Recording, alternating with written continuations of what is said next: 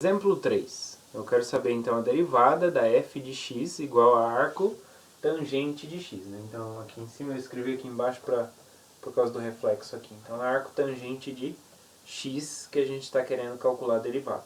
Então essa é a nossa y. Então se o y é arco tangente de x, então isso implica que o x é a tangente de y. Né? Então como que fica, por definição, a derivada de y, né, com relação a x? Então eu quero a derivada da arco tangente. Então isso é 1 sobre a derivada da inversa. A inversa da tangente a inversa da arco tangente é a tangente. Né?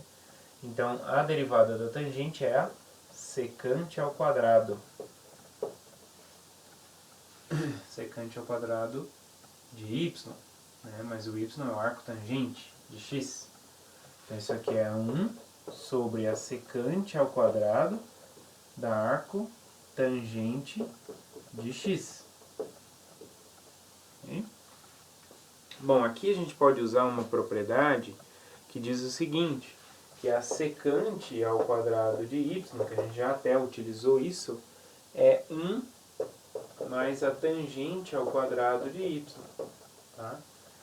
Então aqui, antes de aplicar o valor do y em função de x ali, eu posso escrever então 1 sobre a secante ao quadrado de y é 1 mais a tangente ao quadrado de y. Agora, no lugar do y, eu posso aplicar a nossa função. Isso é 1 sobre 1 mais a tangente ao quadrado, né? Avaliada é na arco tangente de x. Mas ó, a tangente avaliada na arco tangente, uma é inversa da outra. Então isso dá o próprio x. Então isso é 1 sobre 1 mais x ao quadrado. Tá? Então com isso a derivada da função f de x é exatamente 1 sobre 1 mais x ao quadrado. Bom pessoal, então para finalizar, então juntando todos os teoremas que a gente fez, exemplos, proposições, toda a parte de estudo que a gente fez, a gente pode completar uma tabela de derivadas, né, que ele vem completando aí no cálculo A. Tá? Se vocês acompanharem, lá no final do cálculo A, a gente tem uma tabela de derivadas. Deixa eu encontrar aqui para vocês. Então, tabela de derivadas, olha só.